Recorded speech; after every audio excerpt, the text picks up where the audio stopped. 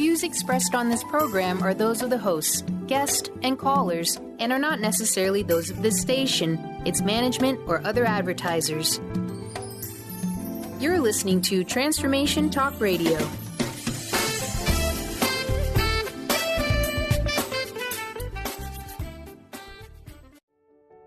Welcome to The Karmic Path with your hosts, Tina Erwin and Laura Van Tyne. Join us as we dive into the normal and the paranormal to break through the darkness and to help you realize how karma, spiritual law, and psychic ability all combine to open the doors of understanding. This is the place where we build the karmic connections between science, psychology, and spirituality. But can we change our karmic path? Can we help someone else's karma? Stay tuned and join us for an opportunity to look at life and spirituality from a down-to-earth, no-nonsense, practical perspective. The Karmic Path radio show with Laura and Tina, Better Karma for Better Living, starts now.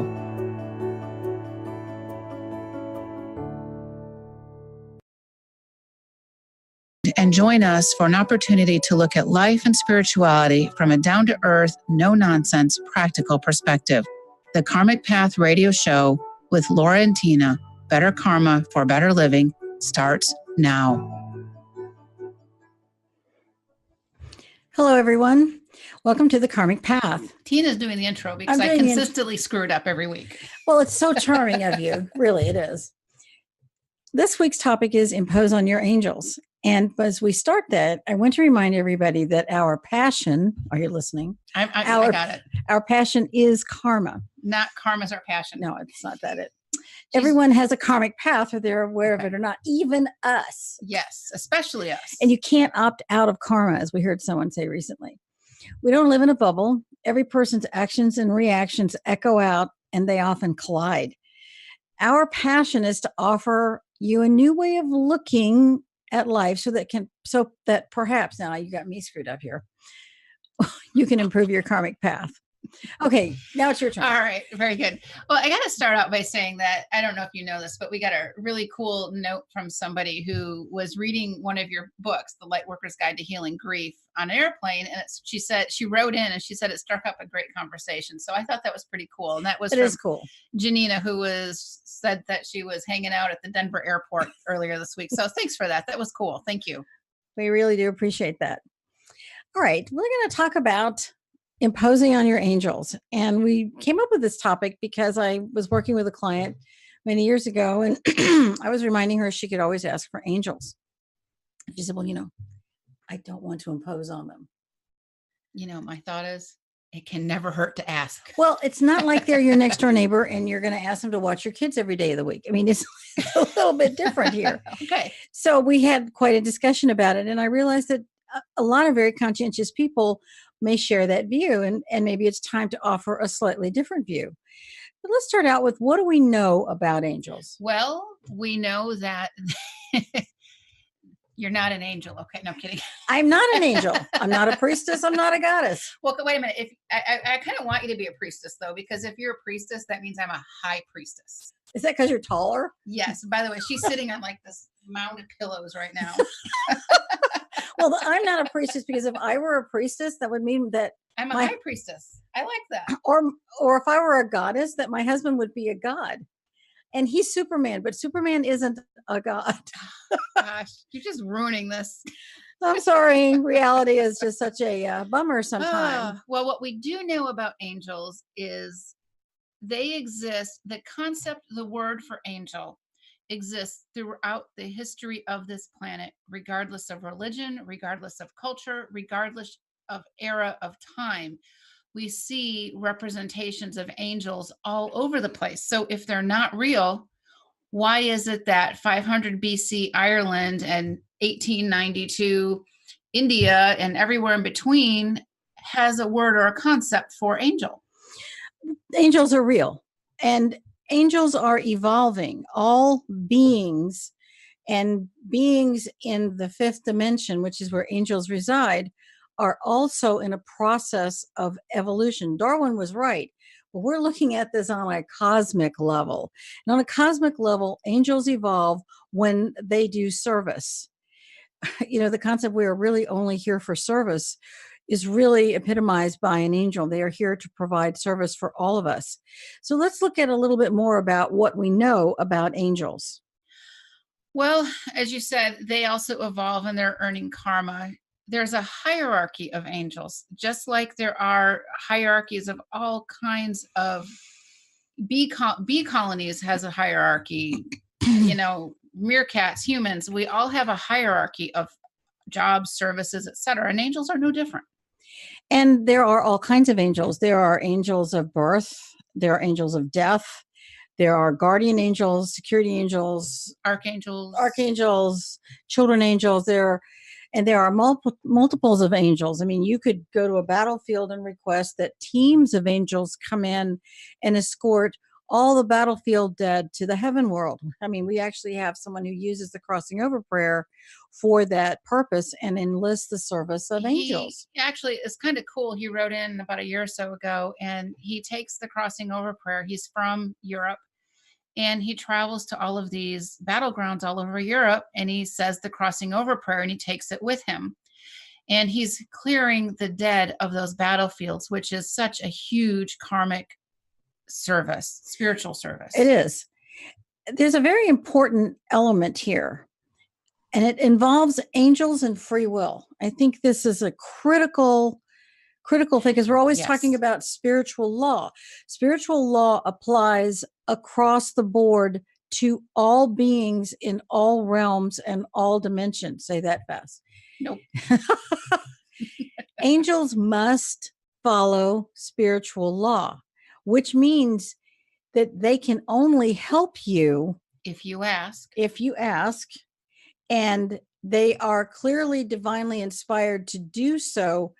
And if, for instance, if you don't ask and you're doing really terrible things, then you're probably not going to get an angel to step in. But there are very rare exceptions. And there are a couple other things. Angels cannot take over a human body. I know I hear this all the time. An angel walked in, but angels can't do that because it violates free will. If an angel were to walk into my body, it violates my free will, and they are a spiritual being. They're not going to do that. It also violates your opportunity for soul evolution. If you're not in your body experiencing human life, you're not evolving as a soul. No angel is ever going to take that away from you. You can always ask an angel for help. And we're going to be discussing in greater detail as we go farther along just exactly how you can ask them to help you. And I think another important element is this concept of angel wings. I mean, we all hear people talk about, angel wings, or you felt the angel wings. And the information we're about to share comes from Manly P. Hall, and they come from Edgar Casey. And because Laura and I are always studying, rather than just believing, we want to understand other people's research, and we look at the information from multiple sources and look for continuity among those sources. And I thought the information about angels was particularly fascinating. It is, because an angel is a higher level being, which means they vibrate at a very high frequency. And that light that's coming from them is called vril. And this is the light that emanates and creates these angel wings that we are often associating with an angel. It's, bless you. I'm going to keep talking, okay? Keep talking. All right. That light energy is actually called the virilic force. So they don't necessarily have, wings like a bird would have, but they have this energy that emanates out from them that looks like those wings. And the reason people thought they were wings is they had no other ordinary way to describe it. You're taking a concept and you're trying to, a supernatural concept, and you're trying to create some logic between it. So you're going to use the vocabulary you have, which would be a wing. Which would be wings. But if you think about it, since angels operate in the fifth dimension, and sometimes they have to operate in the fourth, especially if we're in the fourth and ask them for help, there's no gravity in either of those dimensions. So why would they need wings to lift them up to overcome gravity? This is the part about us that, we're rooted in science to a remarkable degree. That's the logic trail. If you're in the fourth and fifth dimension, there's really no gravity. You don't need wings to overcome the force of gravity. And so you have the what emanates from you, which is pure light, and it comes off as a vibration in waves. And I just thought that was really cool. It's a really great description, and I'm so glad you approve.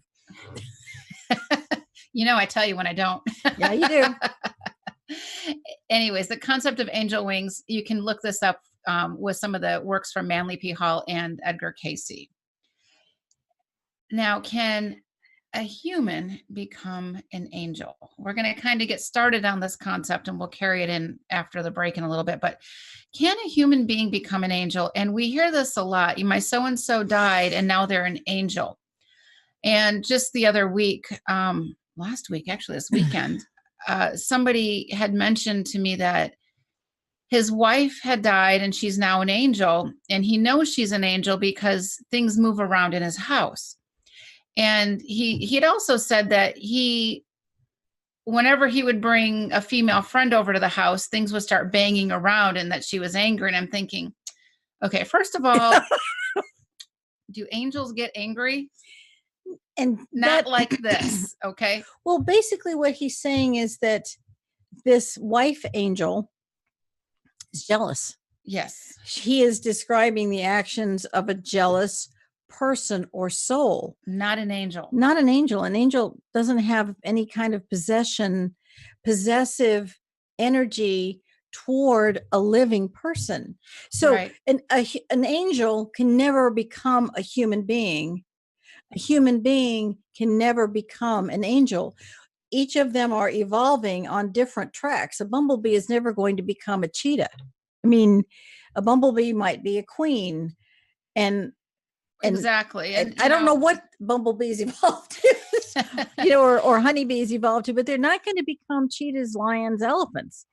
And they're just different species. They're different species, and this is the same thing with humans and angels. And I recommended that he help his wife cross over, and he just kept insisting that she was an angel. And, and I politely said, you may want to just try this, but really, you just got really angry. I was really frustrated. I was upset I felt bad for his wife, who was a ghost, but it's not mine to change his mind. I would have loved to have crossed his wife over. I don't think she has crossed over, but there's nothing I can do about it because that is not my job to do unless I have permission. Otherwise, I'm violating spiritual law. And that's certainly not something that any of us want to do. And we're about to head into a break, and we're going to talk about why human beings can't become angels a little bit more when we come back. And we will be right back. You're listening to The Karmic Path on Transformation Talk Radio. And if you get a chance, check out theoillounge.com. They are full of amazing information on everything you ever wanted to know about essential oil. So check them out, and we'll be back shortly.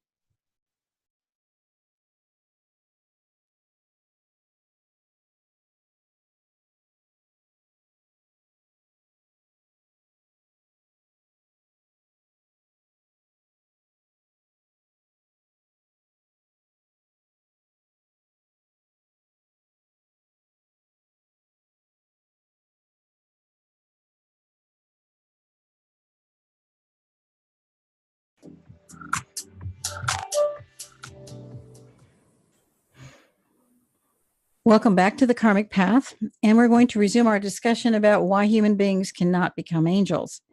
Human beings have a soul path. They have a karmic path, and it is to raise their frequency to higher and higher levels, to learn about who they are and what they're here for. And the heaven world has many amazing beings, and angels are among them, and they have very specific jobs to do. But one of their jobs is not becoming a human being. That would be, I don't mean to sound insulting, but it would be kind of a demotion. So an angel can't take on a human form to give you can have there are some amazing miracle stories. They're unusual. That's why they're miracles, and miracles absolutely exist. But in the day-to-day world, human beings can't become angels. And I hear a lot of parents who have a child die and say, I just know that my child became an angel.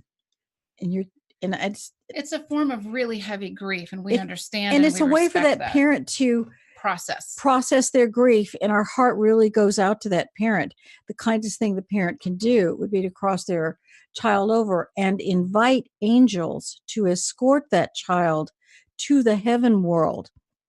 A child's going to receive love and healing and this fabulous, glorious light from the angels that embraces them. Having seen this many thousands of times, it's really, really helpful. It's also important to understand that child did not become an angel once death took their body away.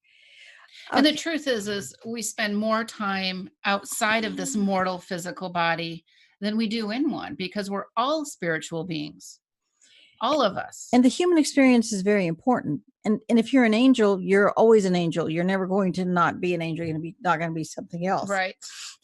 All right. So let's talk a little bit about asking angels for help. Or am I jumping the gun? I think you're jumping again. I knew she's going to say that. Because we had another person talk to us about how their very abusive mother became a master angel. And she channels her master. Her very abusive mother in life dies. And all of a sudden, this person who's grieving her mom, even though she was abusive, is saying her mother is a master angel and now offers guidance and stuff from her master angel mom. If you're abusive personality in life, you're still an abusive personality in death until you can be crossed over into the heaven world. And we're very passionate about making sure that all souls cross over for a variety of reasons. If that issue of your personality does not change once you have left your mortal body is an enormous concept. Your personality is the same. If you were abusive in life, you're still abusive in death. You're a jerk in life, you're a jerk in death. That's just the bottom line. So, and this issue of the word master, it's something we hear a lot. So-and-so is a master, fill in the blank. There aren't master angels. There are angels there, and they have very specific titles, but master isn't among them. Jesus was a master. Jesus, it was the master Jesus. Yeah. Jesus wasn't an angel. Jesus was a different being, a tremendous being, but Jesus wasn't an angel. That's not insulting or in any way meant to be disparaging. Right. But that's an example of a master. That's an example of a true master who walked the earth. The only other person I can think of on earth who might be considered a master would be the Dalai Lama, whose light and love and service to humanity transcends all faiths and religions, and he emanates this beautiful presence. But the Dalai Lama is a mortal person. He's not an angel. Okay. So now that we've talked about that, whoever this woman is actually hearing, I have no idea, but she's not a master angel. So I wanted to kind of clear that up. So now that the question is, can you ask an angel for help? Is it imposing? It's not imposing. First of all, they earn experience for helping. They earn karma for helping, but they have to be asked. And Tina and I are always, I don't know if there's a day that doesn't go by where we're not requesting angelic help. If we're working in this regular mortal life, or if we're working in the other realms, we're always requesting angels for help. They're here for service. And we're giving them an opportunity for service every time we ask them for help. And no matter what your situation is in life, if you're struggling with something, you can pray and ask for angelic help. Now, prayers are answered in karmic time, meaning it's not like they just turn on a switch and they can be answered in this moment. Sometimes we need a difficult experience so we can learn and grow. And I'm going to give you one example of a story that I will probably never forget. That is our middle daughter. My husband and I have 3 daughters. And by the way, he keeps texting me. He needs a new iPhone. Does he not know what we're doing? So anyways, yes, honey, we'll get the iPhone after this. Okay. our middle daughter, we live in San Diego and we're maybe 15 minutes from the beach. And our middle daughter gets her driver's license and she wants to go surfing. And she's so excited.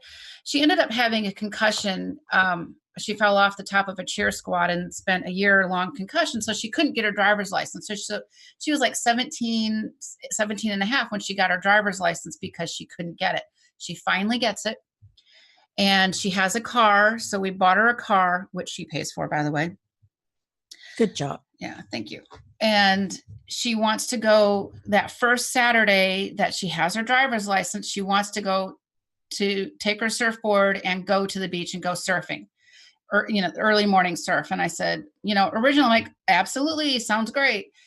And as the night before, I saw in my mind's eye her having this horrible accident. And all I could think of was, she can't go. I can't let her go because she's going to have an accident. Okay. Now my kids. So you're having a premonition. I'm having a premonition, and my kids have this weird mom, and my husband has a weird wife. I didn't start out that way. Just let you know. Yeah, it didn't get really bad till you met me, huh? Right. And I'm, explaining to my daughter, I said, I don't think this is a good idea. Now she's crying and upset. And my husband's like, oh, you're being overprotective. And I'm like, no, I really feel that, something's going to happen. And my other two daughters are chiming in, and we are just almost, World War III is almost about ready to cut loose, but I didn't want her to go. And I thought, okay, if I don't let her go, it's going to be an issue for a really long time in our house. If I do let her go, she could have an accident. What an untenable situation. Damned if you do, damned if you don't. Yeah, but it's really tough. This is what life is. And so that night I prayed hard, and I asked for my daughter's car to be filled with angels to travel with her. I call them travel angels. That's a great term. Parents out there, if you have teenage drivers, because your kids are under 18, you can request angels be with them. Once you're over 18, you got a spiritual loss stuff going on. But so I packed her car with angels, and I prayed hard, and I said, okay, she's off. She left at like 5:40 in the morning. I'm like, leave early. She's going to be on the freeway. The 5 freeway in San Diego is pretty brutal, but she's on there for one exit until she gets off. So she maybe a mile at the most, she's on this freeway, and it's, Saturday morning at like 6 a.m. And at 6:05, we get a phone call, and it's my daughter. And she's like, I was in a car accident, and she's shaking. And I'm like, I think we got there in like 3.5 minutes. We get there. Her friend that was with her was in front of her in a separate car, because in California, new drivers can't have passengers with them unless they're parents or over 25. And we get there, and they're telling me the story, and the CHP, California Highway Patrol's there, and the back left bumper is like just buckled in. And what had happened was, she got on the freeway, she moved over one lane, and she's driving down there, and this guy clips her. And he clips the back corner, and he's got I think he had a big black sedan SUV kind of thing. And he clips her. And she said, Mom, it was the weirdest thing. She said, it was like my car just floated, and I stopped parallel to the car.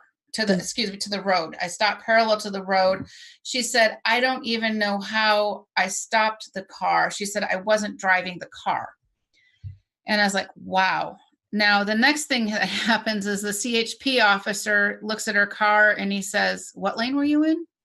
And he says, this is weird. She should have spun out, and she probably could have rolled over based on the point of impact here. And it just told me that my angels were working for me that day. And it turns out that this guy was a drunk driver, and that was a whole nother story. So this is how angels can work. So parents, if you have teenagers, every time they get in the car, request that you just pack that car filled to the brim with travel angels to keep them safe. It really does work. It happened to me on California freeways are rough. Yeah. And she ended up with, I think, $9,000 worth of car damage, but she was okay. Not a scratch. Not a scratch. She had, a bruised arm, but that was it. And that was absolutely amazing. If, I believed in angels before, but I really believed in them then. And, to this day, I'm always packing my family's car full of angels to have them make wise decisions, to have them in a sort of a bubble where they can, in a karmically correct manner, impact other drivers to keep my family safe. Does that make sense? It makes sense. Yeah. All right. You know what? We're going to be right back. You are listening to the Karmic Path radio show on Transformation Talk Radio, and check out the Oil Lounge. By the way, they're going to be joining us in March, at the end of March, and they're going to be doing some giveaways on essential oils. We'll be right back.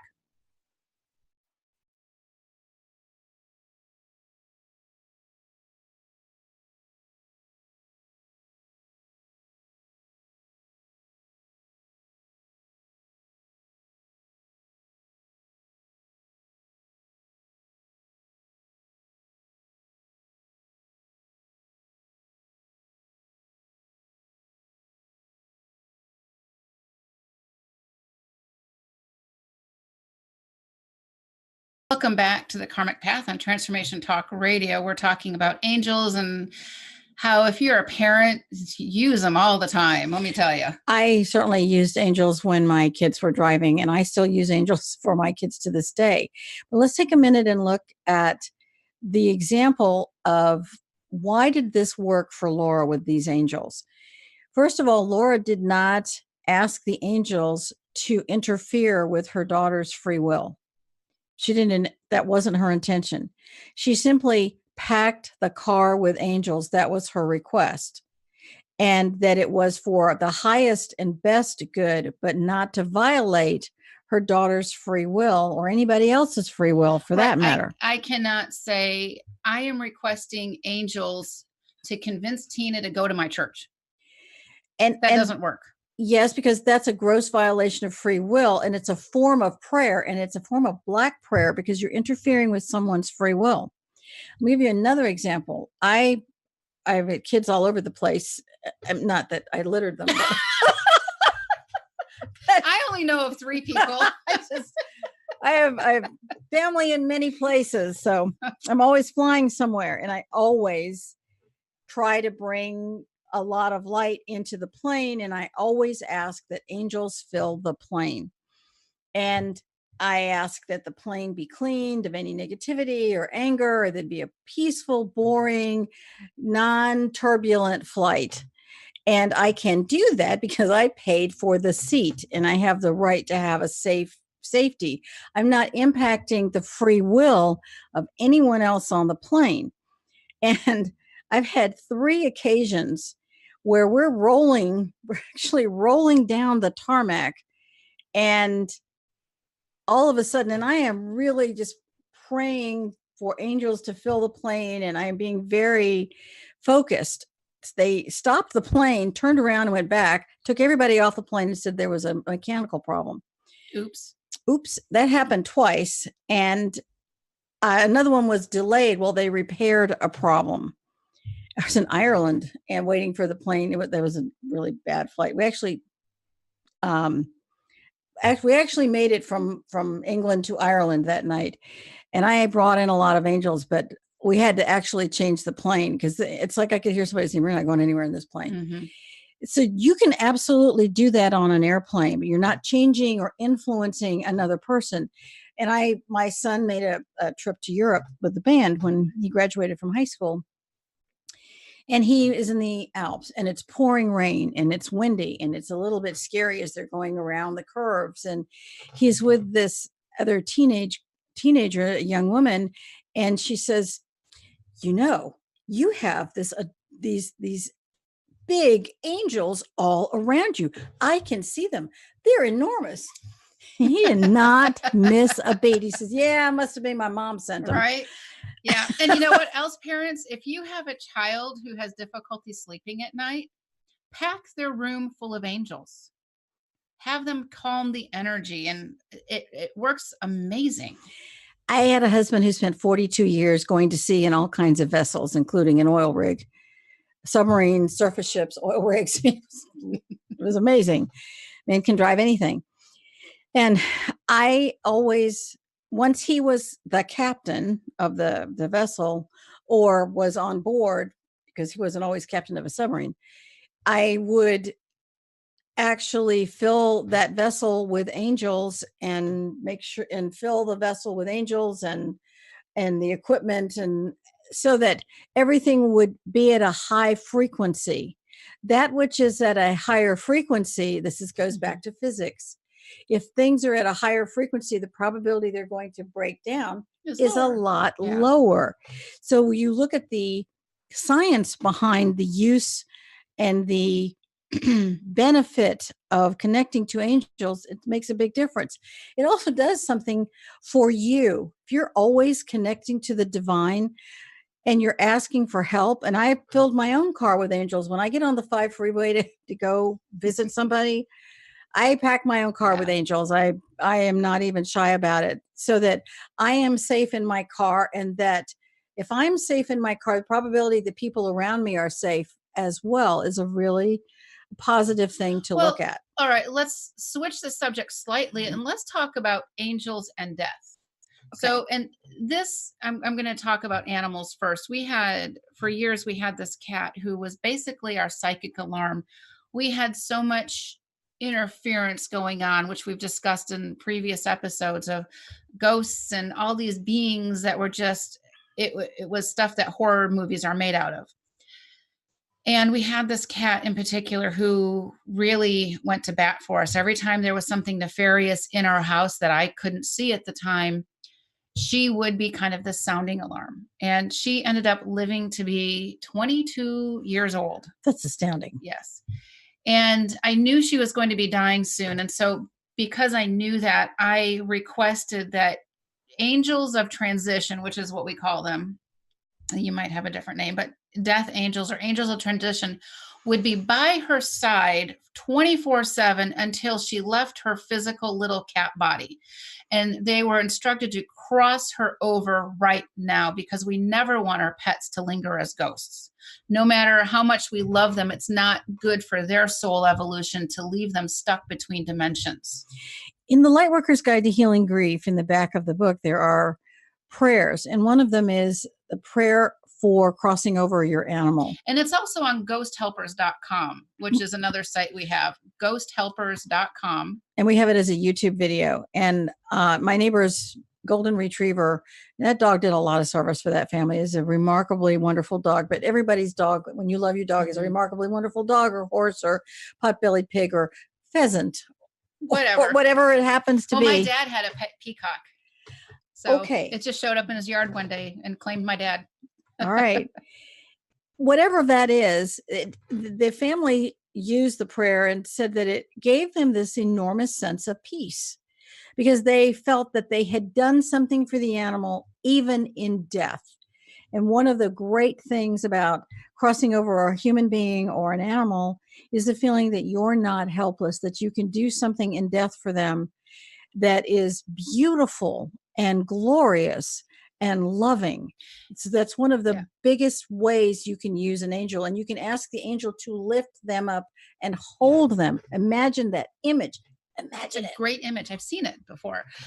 It also applies to humans, by the way. We're not limiting angelic support to animals, but if you have a loved one who is dying or crossing over, you can also request, with their permission, that they have angels in their room, and especially in hospital rooms, because they can be full of ghosts and beings that you want to make sure that your loved one is crossed over. Just request that, an angel of transition be with your loved one. And after that person has died, you don't need their permission. You can ask that an angel of transition assist them to cross over into the heaven world. And say right now. Say right now, because there's no time in that dimension. So you kind of need to be specific. All right. Now what we want to do is shift direction just a little bit. When did your chair get so squeaky? It's not my chair that's squeaky. That's my chair? It's your chair. Okay. They're very old chairs. When did my chair get so squeaky? We want to talk about, how do you know it's an angel? And a lot of people confuse their higher self with an angel. We have a conscious, a subconscious, and a superconscious. And the subconscious is the gatekeeper to higher self. And your higher self is that divine connection. But if your subconscious is very shut down and is afraid or was abused, that connection to higher self can be very difficult. And when you ask for an angel to assist you because you're having trouble with the connection, you connect to the divine it's like rerouting. Let's say you've got a blockage here. You simply go around the blockage and enable yourself to have that divine connection. And it's a very, very important one. And it may enable you to connect to higher self. So when you're connecting to your higher self and an angel, now you're beginning to build, this is a great concept, a spiritual team for yourself. Not, you don't have to channel anybody else. You only need the goodness that is inside of you, that is your higher self. And when you're connecting to angels and you're always bringing them in, and from a purely service viewpoint, you've raised your frequency, and it's a very powerful thing to do. And I think that that's an important thing. Now, let's talk about guardian angels, because I think that's a huge All right. Well, one. we only have 2 minutes before we go to break. So let's get started with guardian angels. All right. A lot of times, angels and the use of angels is somewhat earned. As Tina was talking about, connecting to the divine and requesting for that angelic support builds your spiritual team. Also builds your spiritual frequency. And your spiritual frequency. Not everybody has a guardian angel. And how do we know this? How do we know this? Okay. How do we know this? If a serial killer had a guardian angel, surely that guardian angel would do something to avert that type of action. But serial killers don't have guardian angels. You have to earn it. Yes. And someone who is drinking heavily or who's heavily on drugs, they don't have a guardian angel either. Yeah. And so guardian angels are earned. I'm sorry. They're earned. And if we don't have one, we can work towards earning these guardian angels. You can go. Step away. Take this off. I'm sorry. Okay. So as angels are assigned based on that person's frequency, their level of spirituality. And when I say that, I don't mean that somebody is better or worse or higher or lower than somebody else. It's based on need. It's based on frequency and that person's karma to have something like this. And so we're always striving there's so many good people out there. We're always striving to better ourselves, to improve those around us. And that's why, Tina and I do the show, The Karmic Path, because karma echoes out all the time. Karma is an action and reaction, and the action of asking for an angel, asking for their help, means that, as Tina mentioned before, we're connecting to the divine, and it's raising our frequency, and we're able to raise ourselves to higher and higher levels. And the more fervent we are with our prayers and desire for service, the more we can attract angels. And angels, this is the best part. Angels do incur karma when they help us. So by asking for angels, if you're a parent or if you have, working with kids that you're in charge of, or whatever your situation is, animals, if your animal is sick and at the vet, request an angel to be with your pet to comfort them. Request that your kids are surrounded with angels. If they're having a difficult time in school, ask that they help. You can't ask an angel, hey, help my kid to do well on the test. They can't do that, but they can be supportive of your child. And they earn the karma for helping you. And it helps with their soul evolution too, because we're always evolving. And we will be right back. You are listening to The Karmic Path on Transformation Talk Radio.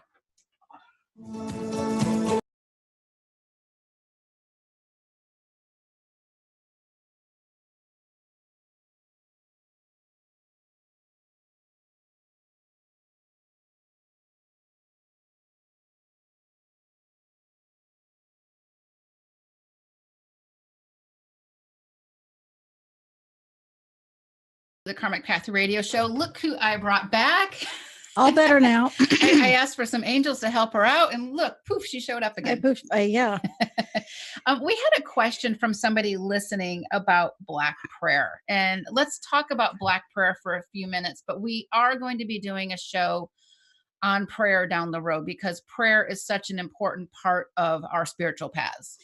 A lot of times you may have, how do I want to put this? Many of us grew up where there may have been a part of our lives where our religious upbringing was abusive. I'll just be blunt. Be blunt. Okay. Because you never are. I never are. If you have that happen to you, and it's not unusual, and the prayers that you were taught or the things that you associated with prayer are really negative and really dark and abusive or hurtful, or made you feel chronically guilty. Or prayer where you're wishing somebody ill will, or you're wishing they would do something that they don't want to do. The classic example of Black prayer from a childhood perspective is the parent claims that the child is, you're a sinner, you're a sinner, you're a sinner, you're going to hell, you need to go pray that God will save you because God couldn't possibly want you. That conversation creates a blackness around the concept of prayer. That's one element of it. The second element of it was something my well-intentioned mother-in-law did. She would routinely tell us that she was praying with all of her heart that we would wake up and realize that we should join her Baptist church. And I was happy that her Baptist church was wonderful for her. It gave her a lot of companionship and a lot of solace, and it was very social, and she had a lot of friends, and it was wonderful for her. It worked really well for her. And I was happy for her, but that doesn't necessarily mean that that's going to work for me. I don't have that frame of reference. Yeah, and those are examples of a form of Black prayer. She wanted something for me I didn't want for myself.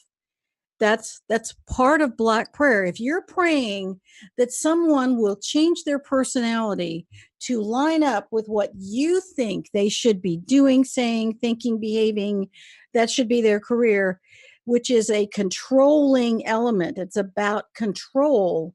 And you're using the power of prayer to control another person. That's called Black prayer because it's negative, and it's a form of black magic because you're using the power of thought. All thought is energy. Let's go back to science. You are projecting your thought to another person to influence them. And we know because they have prayer circles in hospitals and in a variety of churches, and the power of prayer can be miraculous and wonderful if the person agreed to it. And another example is the woman who was in a hospital and she had breast cancer and she was dying. And I was asked to come in and give her healing. And I said, did she approve that? Did she want me to do that? And they said, it doesn't matter what she wants. Right. We want you to come in and do that. And I said, it does I matter. need you to ask her. And she declined. And I She said, was then just ready to go. She was ready to go. There's nothing wrong with that. There's nothing wrong with that. It wasn't up to me to judge the woman. However, what happened was this other woman brought in 2 healers, and they ignored the pleas of the person who was dying, and they gave her all of this healing, which actually prolonged her suffering. And she was very, very angry at death.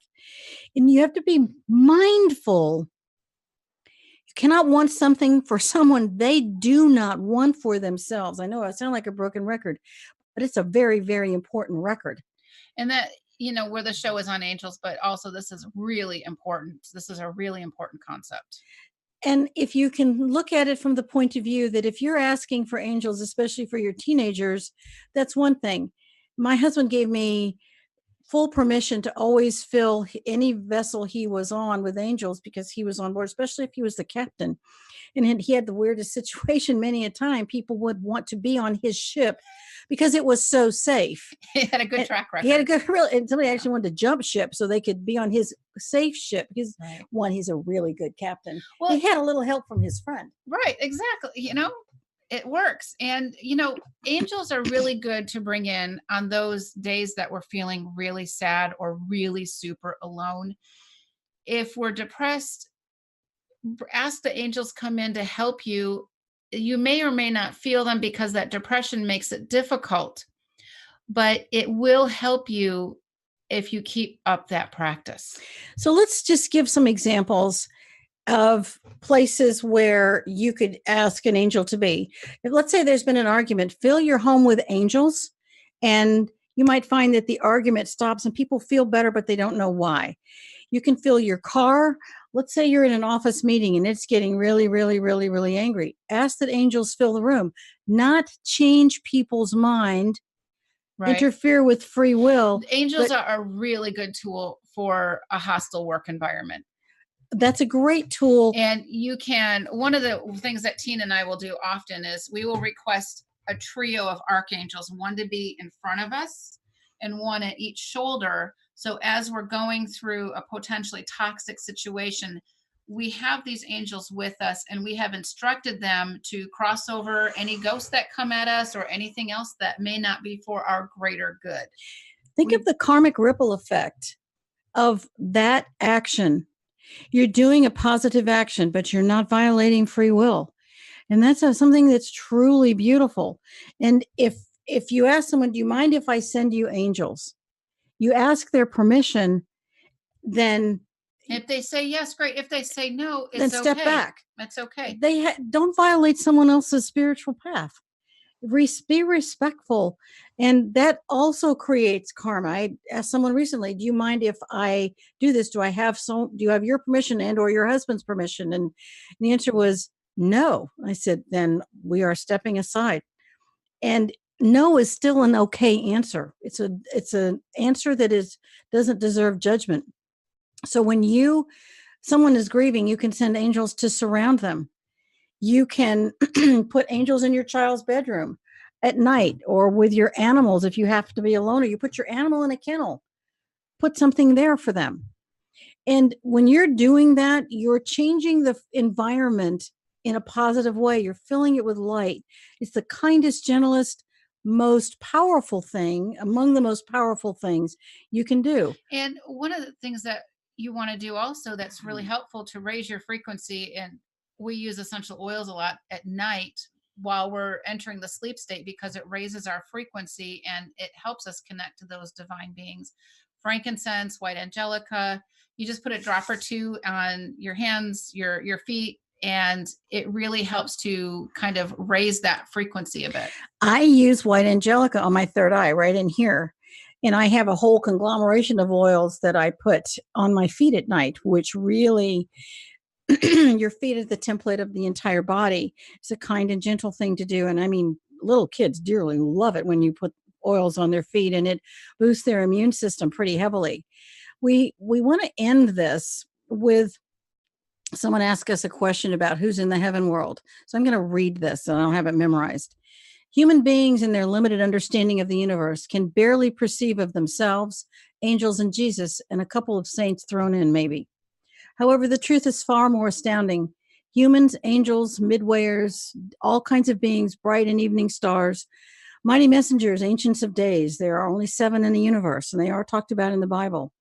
Planetary princes and their lieutenants, the Great White Brotherhood, and the core of the final lighters are barely a few of the astounding breadth and aspect of the beings that inhabit the heaven world.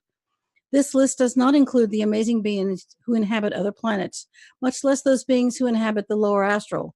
What a cast of ghastly characters are found down there. While this does not answer your question, look at it this way. How many different species are there of creatures, past and present, on this planet? Well, there are thousands more types of being species who have mindful, soulful intelligence in the other realms. While I realize that this may not have made the waters of your understanding any less muddy, I may have helped you to understand the nature of the turbidity. And so let us end with our karmic concepts. Science, the power of angels is a form of energy, the psychology of feeling that you are powerful when you use them, and spiritually, you are not imposing on your angels. So we want to Use thank them as much as you can. And we want to thank the Oil Lounge for sponsoring this show. Please go check them out at theoillounge.com.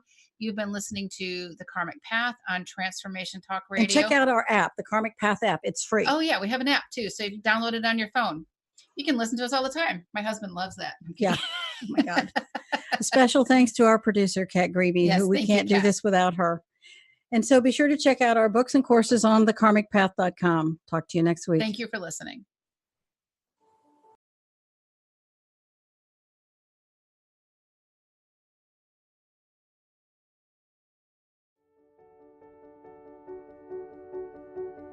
Thank you for spending time with us on the Karmic Path Radio Show.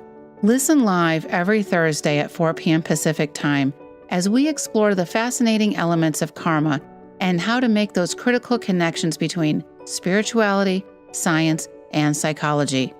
Both of us are seasoned psychics living ordinary lives in public education and the military. Tina and I both have a deep-rooted dedication to learning how the unseen world works and to share this knowledge.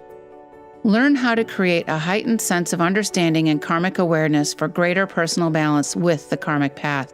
For more information, visit thekarmicpath.com.